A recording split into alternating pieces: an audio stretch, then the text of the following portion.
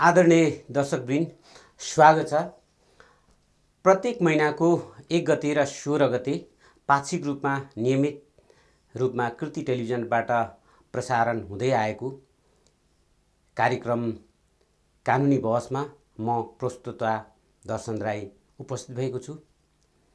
आजको एपिसोडमा हामीले दल विभाजन अथवा दल त्याग सम्बन्धमा कानुनी एवं संवैधानिक व्यवस्थाको बारेमा हामी चर्चा गर्दैछौँ, जसको लागि हामीले स्टुडियोमा यस विषयसँग जानकार व्यक्तित्वहरूलाई निमन्त्रणा गरेका छौँ। उहाँहरू हुनुहुन्छ अधिवक्ता हेमराज पन्त र अधिवक्ता अशोक कुमार मेहता। यहाँ दुवैजनालाई स्वागत छ। नमस्कार। खास गरिकन अहिलेको यो गएको वैशाख 8 गते मन्त्री परिषदबाट वर्तमान मन्त्री परिषदबाट अध्यादेश जारी गराउने काम भयो। त्यस पछाडि यो विषयले निकै चाहिँ महत्त्व पाएको छ। यद्यपि त्यो 4 दिन पछाडि फिर्ता पनि भयो व्यापक आलोचना पश्चात। तथापि फेरि अहिले त्यसको चर्चा जिउँको त्यो रूपमा आएको देखिन्छ। हामीले यो कार्यक्रम आज रेकर्ड गरिरहेका छौँ र त्यसको यो कार्यक्रम प्रसारण हुँदासम्म नेपालको राजनीतिक घटनाक्रम तरल रूपमा रहेको हुनाले यसले अर्कै मोड पनि लिन सक्छ। त्यसकारणले यसको औचित्य अझैसम्म रहेको हुनाले यो विषयमा यहाँहरूसँग छलफल गर्न म अनुमति चाहन्छु। म पहिलो प्रश्न अधिवक्ता हेमराज पन्तलाई राख्न चाहन्छु। यो हाम्रो देश जस्तो संसदीय शासन प्रणाली भएको देश, जो पार्टीसँग आबद्ध भएको दल चाहिँ प्रधानमन्त्री मन्त्री हुने देश अथवा शासन प्रणाली भएको देशमा दलहरूसँग राजनीतिक दलहरूसँग कुनै सहमति नगरिकन चाहिँ अब यो व्यापक आलोच्य भएको गएको हुन त यो फिर्ता भएको छ। फेरि चाहिँ अध्यादेश फेरि लागू गराउने भन्ने कुरा पनि आइरहेछ। त्यसकारण हामी छलफल गरिरहेका छौँ। यो कति औचित्यपूर्ण होला त यहाँको हेराइमा? दर्शनजी, वास्तवमा के छ भनेदेखि यो आलोच्य किन भयो र यसको औचित्य के हो भन्ने दुईवटा विषयलाई हेर्दाखेरि म के देख्छु भनेदेखि कानुन भन्ने कुरा, कानुनको निर्माण कुनै एउटा सर्टेन घटनालाई हेरेर कानुन निर्माण गरिँदैन। यो विगतमा आएको चाहिँ जुन अध्यादेशको विवाद हो कि वास्तवमा एउटा इस्युलाई हेरेर यो अध्यादेश आयो भन्ने सन्दर्भमा यो व्यापक आलोचनाको विषय बनेको हो र खास गरी त्यसको कुरा पनि त्यही नै हो। अब वास्तवमा चाहिँ जुन अध्यादेशको चाहिँ अन्तर्य हो, आन्तरिक चिज हो, चिज वस्तु हो, अब त्यो चाहिँ कतिको औचित्यपूर्ण हो भन्ने प्रश्न दोस्रो प्रश्न हो। र यो दोस्रो प्रश्नको सन्दर्भमा चाहिँ म के भन्छु भनेदेखि कानुन व्यापक छलफल, व्यापक बहस र सरोकारवालाहरूको चाहिँ के भने राय विचार बुझेर नै कानुन निर्माण गरिनुपर्छ। कानुन चाहिँ समाजको आवश्यकताले नै सिर्जना गर्ने चिज हो, कोही मान्छेको इच्छाले सिर्जना गर्ने चिज होइन। तर हाम्रो जस्तो देशको सन्दर्भमा जहाँ के छ भने इनर पार्टी डेमोक्रेसी चाहिँ सबैभन्दा कमजोर छ।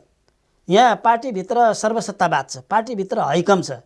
पार्टीको संस्थापन पक्षले अहिले नेपालकै राजनीतिक दलहरूभित्र हेर्नुभयो भने चाहे नेकपा भन्नुहोस्, चाहे चाहिँ के भने नेपाली काङ्ग्रेस भन्नुहोस् वा जुनसुकै राजनीतिक दल भन्नुहोस्, एउटा सीमित नेतृत्वको इसारामा सम्पूर्ण काम हुने र त्योभित्र पनि बहुमत प्राप्त चाहिँ समूहले अरू सम्पूर्ण समूहलाई शासन गर्ने एक खालको त्यसको मतलब हेमराजी के चाहिँ त्यसो हुँदाखेरि चाहिँ सरकार चाहिँ को प्रधानमन्त्री हुने अथवा मन्त्री परिषदको बहुमतले चाहिँ अब आफूलाई जुन इच्छा लाग्छ त्यही अध्यादेश जारी गर्न त्यो उपयुक्त हुन्छ? होइन, म यही भन्दैछु त। अघि मैले भने के भन्दाखेरि सरोकारवालाको सहमति, व्यापक समाजको आवश्यकता यो अनुसार नै चाहिँ आफ्नै पार्टी भित्रमा र बाहिर अरू राजनीतिक दलमा होइन, यो आफ्नो पार्टी भन्ने आएन नि। आफ्नो पार्टी भन्ने विषय होइन। आलोच्य भयो पछाडि सरकारले चाहिँ अब फिर्तै लिनु पर्यो।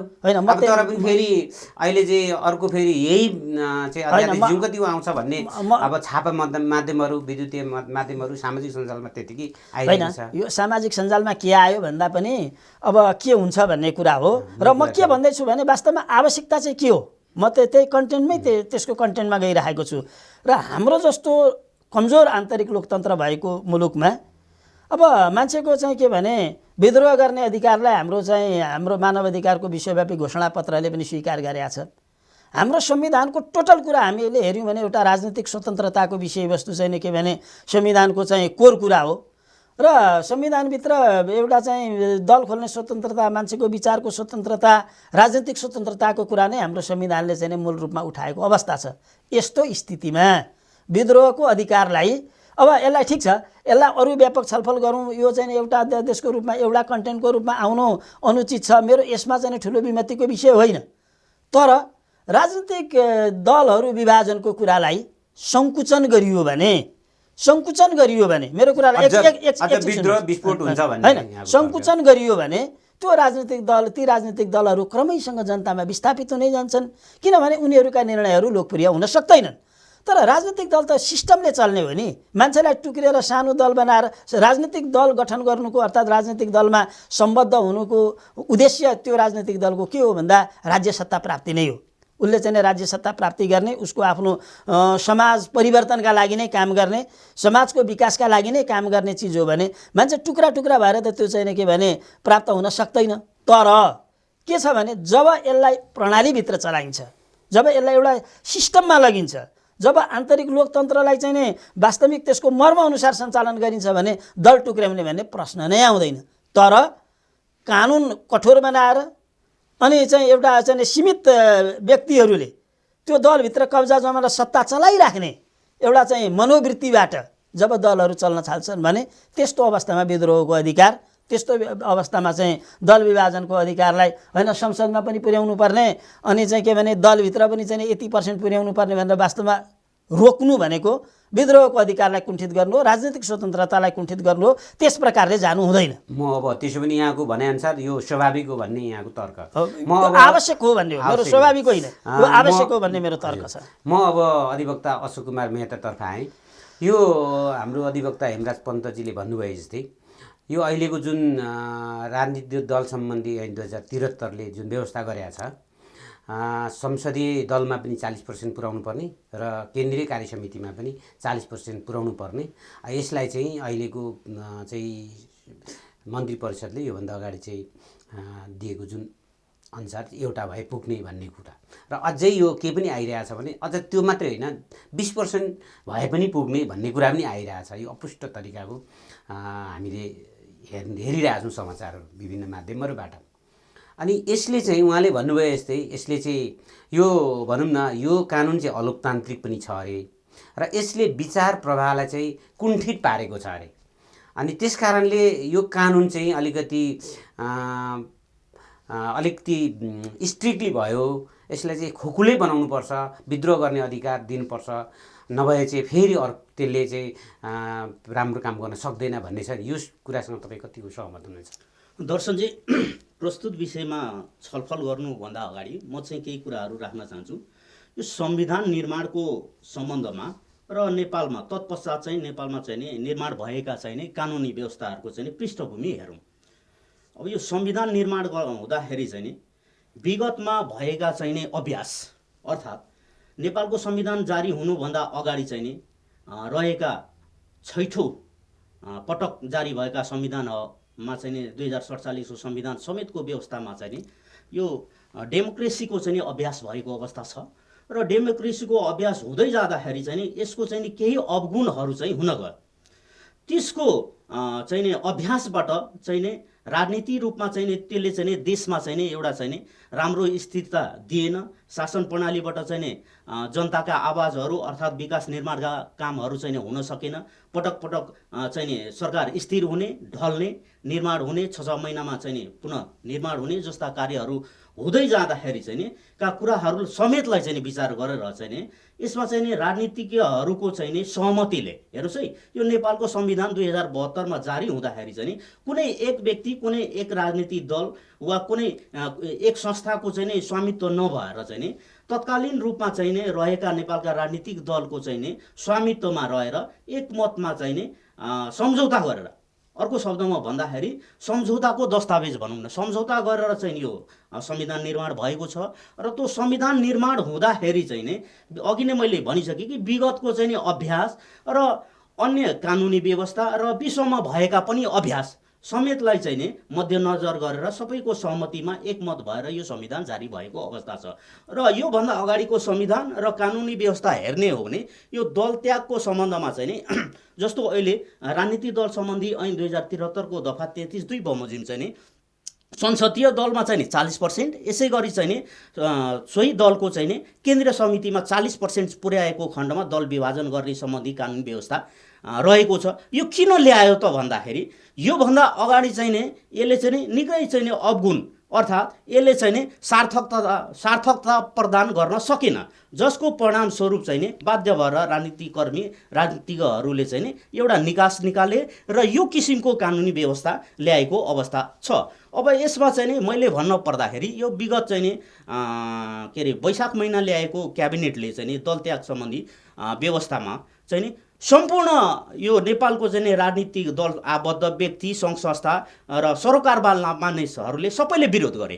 किन गरे भन्दाखेरि कुनै एक व्यक्तिले यसलाई चाहिँ नि आफ्नो इन्ट्रेस्टको आधारमा चाहिँ नि दल त्याग सम्बन्धी अध्यादेशलाई चाहिँ नि कानुनलाई चाहिँ नि कानुनी रूप चाहिँ नि दिनको लागि चाहिँ नि ल्याएको जुन यो अवस्था थियो, त्यो अवस्था भनेको कुनै एक दलको लागि चाहिँ नि स्वार्थ पूर्तिको लागि अवस्था थियो।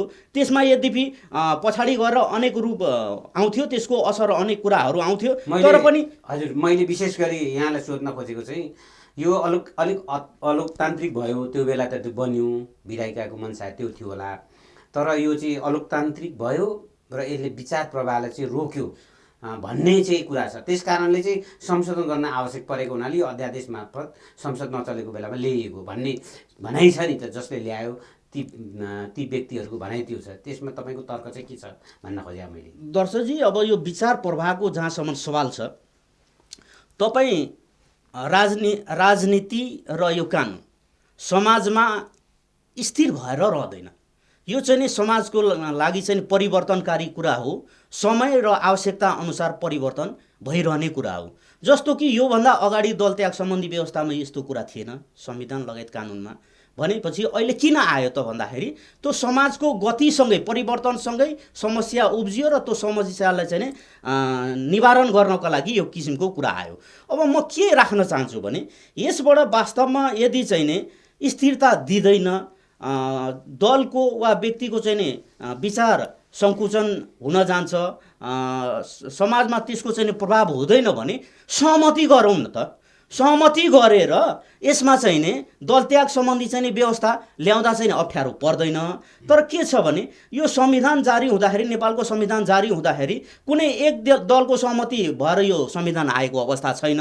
यसको प्रस्तावना लगायत संविधानमा भएको संवैधानिक व्यवस्थालाई हेर्दाखेरि टोटल चाहिँ यो संविधानवादमा चाहिँ नि आएको अवस्था नभएर एकजना राजनीतिक कर्मीले चाहिँ केसम्म भन्या छ भने कि हामीले चाहिँ नेपालको मौलिकता हेरेर यो संविधान निर्माण गरेका छौँ, पक्का चाहिँ नि यसलाई चाहिँ हामी संविधानवादमा लग्न सकेका छैनौँ, तर यो के छ भने नेपाली भूमिको लागि सुहाउँदो छ भन्दाखेरि त्यो कुरा कसरी आयो भन्दाखेरि सम्झौताको आधारमा आयो। सम्झौताको आधारमा आएको छ भने त त्यो विवाद जुन अहिले आएको छ दल त्याग सम्बन्धी, त्यसका लागि पनि त छलफल बनाउनु पर्यो। मैले यही कुरालाई ठ्याक्कै म हेमराज पन्ततर्फ मैले यहाँलाई दोहोऱ्याउन चाहेँ।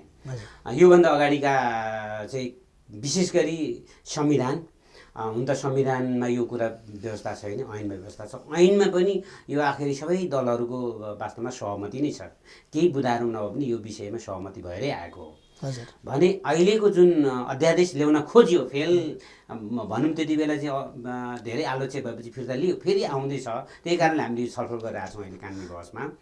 यो चाहिँ त्यही दलभित्र पनि सहमति गर्न नसकेको अरू राजनीतिक दल त के होइन। अनि यस्तो खालको चाहिँ अध्यादेश कसैको अभिष्ट पुरा गर्नलाई अथवा आफूलाई अनुकूल बनाउनलाई अथवा देशलाई अस्थिर बनाउनलाई, जसको लागि चाहिँ हाम्रो अशोक कुमार मेहताजीले भन्नुभयो जस्तै, त्यसैको लागि फेरि यो ल्याउनु कति औचित्यपूर्ण हुन्छ र? होइन, यो मलाई फेरि आउँछ फेरि आउँदैन यो मेरो सरकारको विषय नै होइन। यो आउँछ यो म अनुमान पनि गर्दिनँ, आउन पनि सक्छ नआउन पनि सक्छ। तर यो चिज आवश्यक छ कि छैन, जम्मा मेरो प्रश्न भनेको मैले अघि पनि भनिसकेको छु, कुनै इस्यु वा घटनालाई हेरेर कानुन बनाउने होइन, कानुन समाजका लागि आवश्यक छ कि छैन। कानुन चाहिँ समाजको आवश्यकतालाई सम्बोधन गर्ने विषय हो। त्यसकारण हामीले हेर्नुपर्ने कुरा के हो भनेदेखि वास्तवमा चाहिँ हामी यो डेमोक्रेसी भन्छौँ, यो बडा सजिलो शब्द छ। यो डेमोक्रेसी भनेको फ्रेमवर्क होइन। हेर्नुहोस्, डेमोक्रेसी भनेको एउटा प्रणाली हो र प्रणालीभित्रको ज्यान हो। हामी विवेकशील लोकतन्त्र भन्छौँ। मान्छेको मर्यादा, मान्छेको गरिमा, त्यो पार्टीभित्र पनि कार्यकर्ताको गरिमा, कार्यकर्ताको मर्यादा कस्तो छ भन्ने कुरा। कानुन सबै राजनीतिक दलमा त आफ्नो राजनीतिक दलभित्र सहमति होइन, यो त बेकारको कुरा हो। यो कानुन संसदले निर्माण गर्छ। सबै राजनीतिक पार्टीले कानुन पास गर्दै अनि सरकारले त्यो लिँदै जाने भने हामी अघि सुरुमै भन्यो, हामी चाहिँ एउटा प्रधानमन्त्रीय मोडलको, हामी वेस्ट मिनिस्टर मोडलको चाहिँ उसमा छौँ। हामी चाहिँ संसदीय सर्वोच्चताको चाहिँ विषयमा छौँ। पार्टीले त गाइड गर्ने हो। एकपटक बहुमत संसदीय शासन प्रणालीमा त आखिरी त फेरि पार्टीले सरकार चलाउने होइन। त अब कुकुरले पुच्छर हराउने कि पुच्छरले कुकुर हराउने यस्तो हुन्छ। त्यसका अब सरकारले चाहिँ पार्टी चलायो अथवा सरकारले आफ्नो मोनोपोली गर्न थाल्यो भने त फेरि त्यो त ठ्याक्कै उल्टो हुन्छ नि त। यस्तो हुन्छ होइन, प्रणाली यस्तो होइन। प्रणाली हाम्रो चेन्ज नै छ। सम्पूर्ण कुरा पार्टीमा निर्णय गरेर सबै कानुन, सबै आदेश, सबै चाहिँ उ गरेर यो हाम्रो वेस्ट मिनिस्टर मोडलमा जाँदैन। पार्टीको घोषणापत्र, पार्टीको गाइडलाइन भित्र छ कि छैन एउटा हेरिने विषय त्यो। अब त्यसो भए त भूमि सम्बन्धी ऐन पनि नेकपाले निर्णय गर्नु पर्यो। अब के ऐन आउँछन् सधैँ नेकपाले निर्णय गर्नु पर्यो, काङ्ग्रेसको सरकार हुँदा काङ्ग्रेसले निर्णय गर्नु पर्यो। त्यो यसरी चाहिँ के भने कानुन निर्माण हुँदैन। कानुन अघि मैले भने अहिलेको सरकार त त्यसै त 2/3 को नजिक छ होइन। अब पार्टीभित्रै गरेको हो भने एउटा कुरा हुन्थ्यो, ल ठिक छ एकछिनलाई पार्टीको मान्छे केही मान्छेलाई मन परेन, बहुमतले मन परेन, तर कमसेकम विपक्षी दलकाहरूलाई पनि त मनाउनु पर्छ नि। यसले गर्दा होइन, म तपाईँलाई यसो भन्दैछु के भने हामी कुन दलले के गर्यो, कसले के ल्यायो, यो विषयमा हामी नजाउँ। यो ल्याउन उचित थियो कि थिएन, यो समाजका लागि आवश्यक छ कि छैन, क्वेसन यति मात्रै हो। त्यो कानुन कसरी आयो, कुन पार्टीले कसले निर्णय गर्यो, कुन नेतालाई चित्त बुझेन, उपेन्द्र यादवलाई के गर्यो, अर्को चाहिँ के भने झलनाथ खनाललाई कता दुख्यो, हामीले हाम्रो बौद्धिक बहसमा यी विषयहरू हामी हेर्दैनौँ। हामीले हेर्ने पनि होइन। हामीले हेर्ने कुरा भनेको वास्तवमा नेपालमा लोकतन्त्रको हाम्रो मोडालिटी कस्तो हो, हाम्रो भित्र दलहरूभित्र आन्तरिक लोकतन्त्र छ कि छैन हो। अनि चाहिँ त्यो चिज त्यो त के छ, के भने कुनै पनि अध्यादेश आएको 6 महिनामा चाहिँ पास गर्नै पर्छ, नगरे त्यो स्वतः निष्क्रिय हुन्छ है। अब म फेरि अधिवक्ता अशोक कुमार मेहतातर्फ आएँ।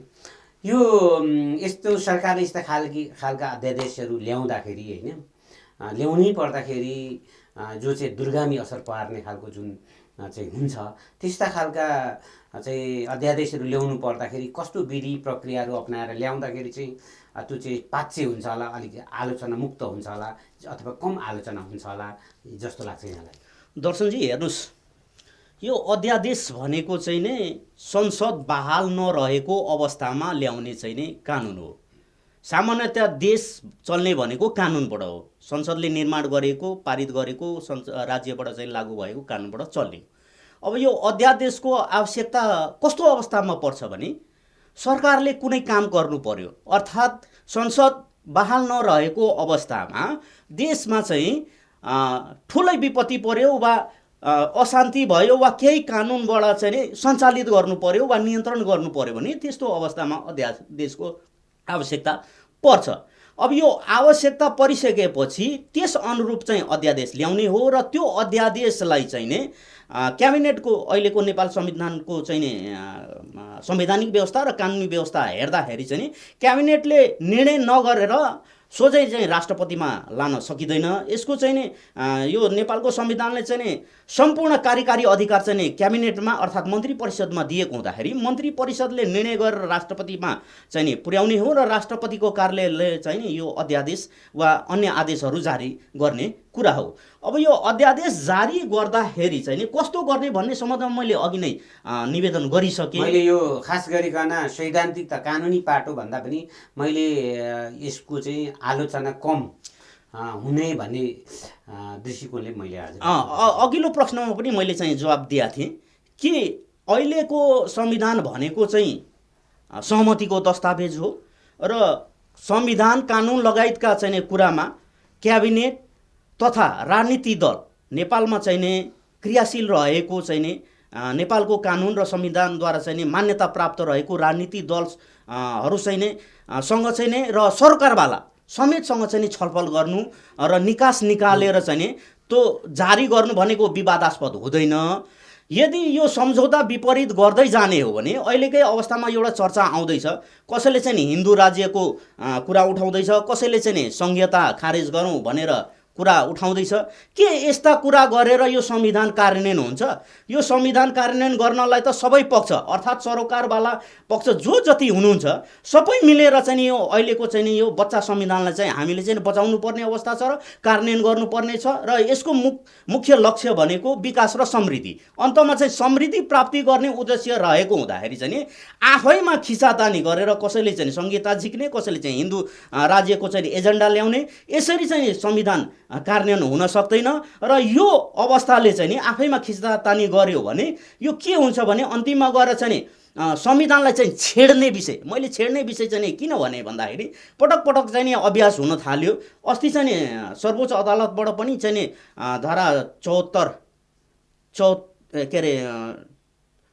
74 या 78(4) को सम्बन्धमा चाहिँ 78(4) को सम्बन्धमा चाहिँ एउटा चाहिँ अल्पकालीन आदेशलाई चाहिँ बहुमतको आधारमा चाहिँ तपाईलाई चाहिँ अल्पकालीन आदेशलाई निष्क्रिय गर्यो, जसमा चाहिँ सोही बेन्चमा चाहिँ कायम रहेका माननीय न्यायाधीश ईश्वर प्रसाद खतिवडाले चाहिँ आफ्नो फरक राय र मत प्रकट गर्नुभएको छ।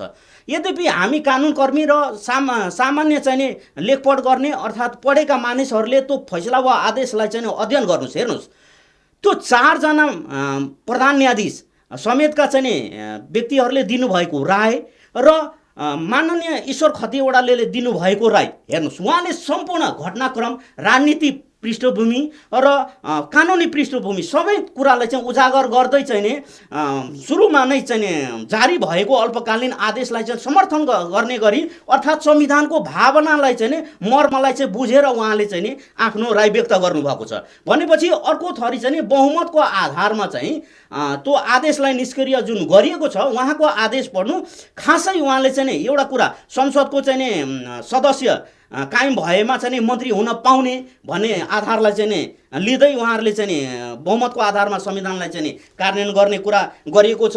जबकि संविधानलाई चाहिँ संशोधन गर्ने अधिकार सर्वोच्च अदालतलाई पक्कै छैन। सर्वोच्च अदालत भनेको त व्याख्या गर्ने विषय हो। म त्यसैमा छोटाइहालेँ संविधानलाई चाहिँ व्याख्या गर्ने मात्रै हो। संविधानलाई त संशोधन गर्ने भनेको त संसद हो। त्यो संसदको अधिकारलाई चाहिँ कुण्ठित गर्नु हुँदैन। त्यसबाट चाहिँ संविधानलाई चाहिँ छेड्ने कुरा हुन्छ। संविधान हैन, यहाँ कानुनमै व्यवस्था छ। ठीक छ, संविधानलाई चाहिँ छेड्ने कुरा हुन्छ। संविधानलाई छेड्यो भने अन्ततोगतमा सिस्टममा आउँछ र त्यो सिस्टमले चाहिँ फेल गर्छ भन्ने चाहिँ म निष्कर्ष यहाँको तर्क बुझ्यो। म अब चाहिँ अधिवक्ता हेमराज पन्तजीसँग छोटो उत्तरको अपेक्षा राख्छु। म थोरै योभन्दा अगाडिको दल त्याग सम्बन्धी 2054 त्यसमा पनि धेरै घटनाक्रमहरू चाहिँ 48 सालको निर्वाचनदेखि धेरै घटनाक्रमहरू आए, त्यहाँ दलहरू टुटफुट हुने आए। हुँदा 2054 सालको दल त्याग सम्बन्धी ऐन आयो, जो अहिलेको अध्यादेशसँग ठ्याक्कै मिल्नेछ। अब यसरी गर्दाखेरि चाहिँ दलहरू टुट्ने भन्दा पनि जुट्ने अभिप्रायले अहिलेका सम्पूर्ण राजनीतिक दलहरूको वास्तवमा सहमतिबाट यो ल्याइएको हो। यस्तो अवस्थामा यो ऐन आएको हो, राजनीतिक दल सम्बन्धी ऐन 2073, र यो देश अहिले सङ्कटमा छ। र यो देश सङ्कटको घडीमा अब बेमौसमी खालको चाहिँ विवादास्पद आलोच्य आफ्नो दलभित्र बाहिर आम बुद्धिजीवी सबैको लागि आलोच्य हुने चाहिँ अध्यादेश कानुन र संविधानको चाहिँ प्रतिकूल छ भनेर केही संविधानविदहरूले समेत राखेका छन्। यसमा यहाँको छोटो तर्क के छ त? होइन, अब यो के हुन्छ भने यो जन्मिँदै नजन्मिएको गर्भधारण नै नभएको विषयवस्तुको विषयमा यसरी के आउँछ भन्ने कुरा त म जान्दिनँ। हेर्नुहोस्, यो तर कुरा के छ भने यो संविधानका प्रतिकूल छँदै छैन। संविधानले गरेको व्यवस्थाको विपरीत यो चाहिँ दलमा यति % पुर्याउनुपर्छ र संवैधानिक व्यवस्था पनि होइन। संवैधानिक व्यवस्था भयो भने पनि 2/3 बहुमतले संविधान परिवर्तन हुन्छ, त्यसलाई परिवर्तन गर्नुपर्छ।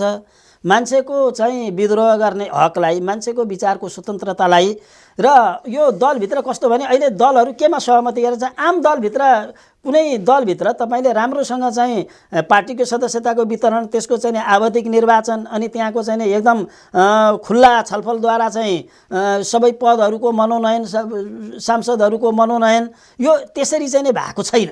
यहाँ चाहिँ के छ भने संस्थापन पक्षले टिकट दिने, त्यहाँबाट चाहिँ छानिने, अनि उसको निर्णय सधैँ चाहिँ संस्थापन पक्ष अर्को पक्षले उसको निर्णय कार्यान्वयन गर्नुपर्ने, आफैभित्र एउटा विद्रोहको, आफैभित्र एउटा विनाशको स्थिति छ दलहरूभित्र।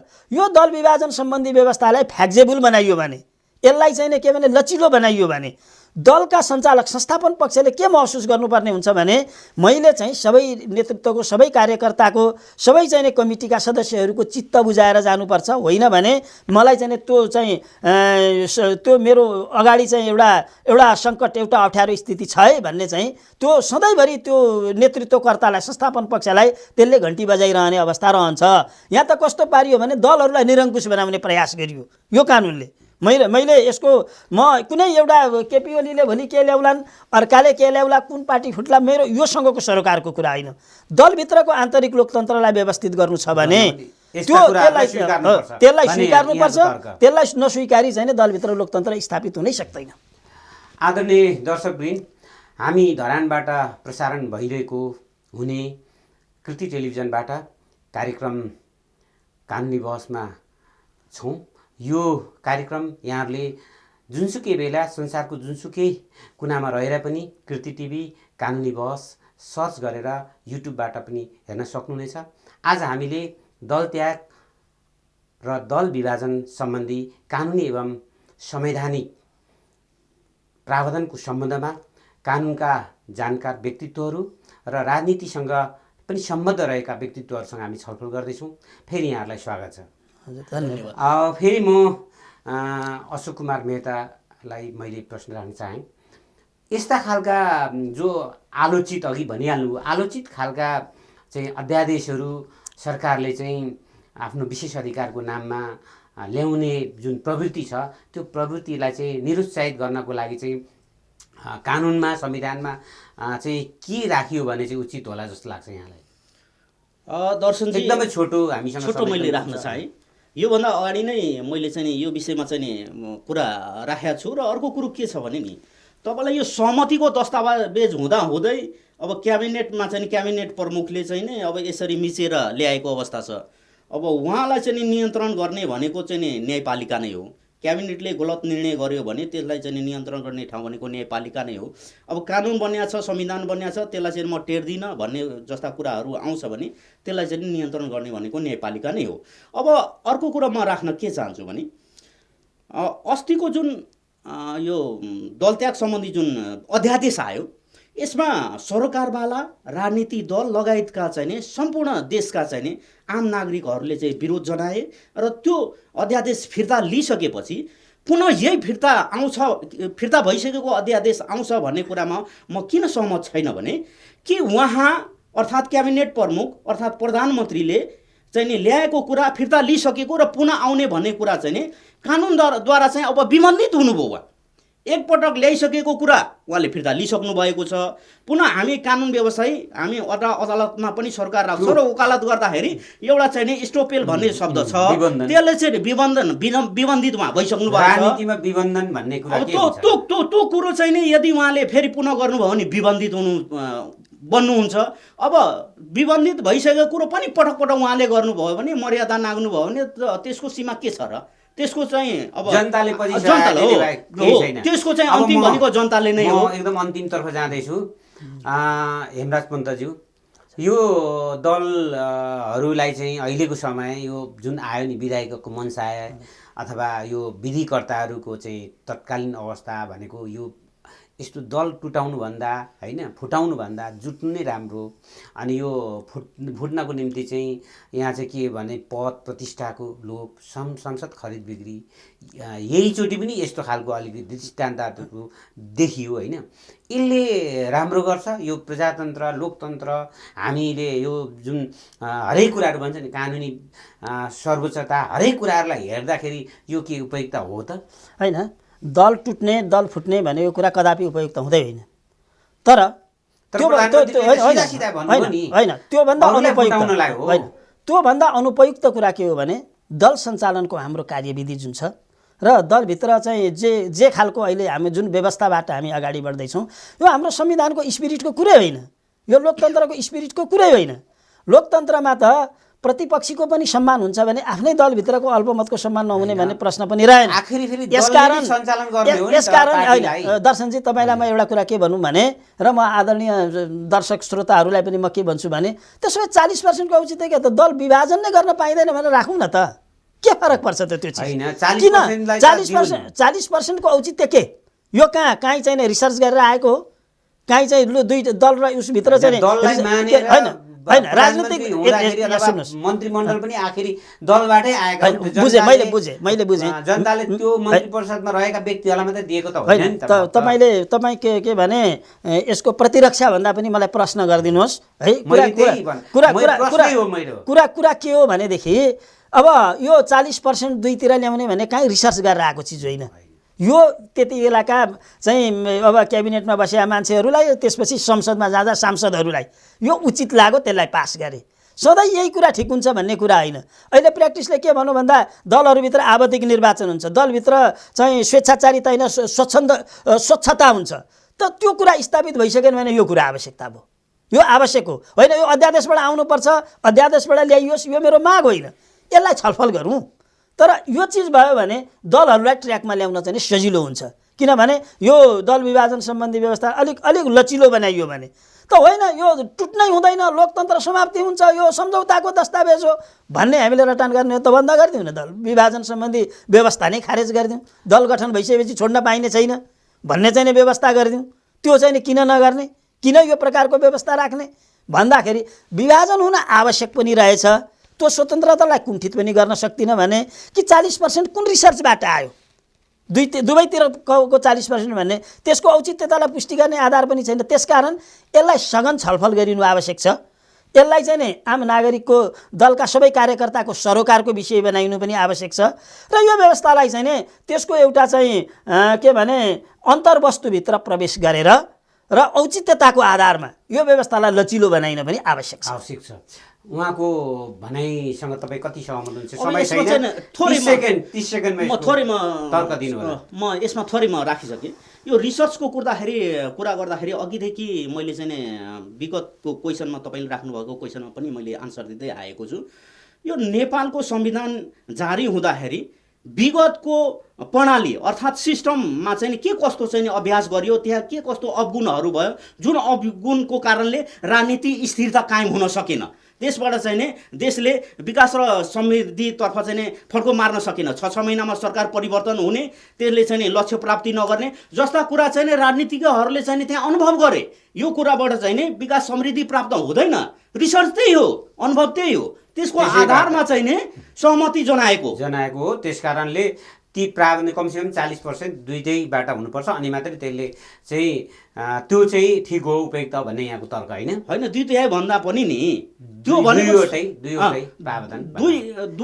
यो सम्झौता भएपछि यदि अब अहिलेको आवश्यकता समाज, मैले अघि नै भने समाज परिवर्तन छ, अब यदि आवश्यकता त्यो महसुस भयो भने यो सम्झौता गर्दाखेरि महसुस गर्यो होइन, सरकारले गरेर हुँदैन, कुनै एक राजनीतिक दलले गरेर हुँदैन, किनभने यो संविधान निर्माण भनेकै सम्झौताको दस्तावेज हो। त्यसकारणले बहुमतले गर्दा त हुन्छ, पछि होइन संविधान त संसद होइन, संविधानमा यो व्यवस्था छैन। अब कानुनी कुरामा चाहिँ बहुमतले गर्दा हुने हो होइन। त्यसका लागि के हो भने सरकारको समर्थक दलले समेत त्यो चाहिँ समर्थन हो, सरकारवालासँग पनि चाहिँ छलफल गर्नु पर्यो। आवश्यकता छ भने त्यसलाई चाहिँ नि तपाईँलाई चाहिँ निष्क्रिय पार्दा भयो त, निष्क्रिय पार्दा भयो। हवस् आदरणीय दर्शकवृन्द, आजको कार्यक्रमबाट अतिथि दुवै अधिवक्ता हेमराज पन्त र अधिवक्ता अशोक कुमार मेहतासँगै म कार्यक्रम प्रस्तुता दर्शन राई, प्राविधिक मित्र ललित राईलाई समेत बिदा दिनुहोस्। आगामी 15 दिन पछाडि पुनः भेट हुनेछ। नमस्कार।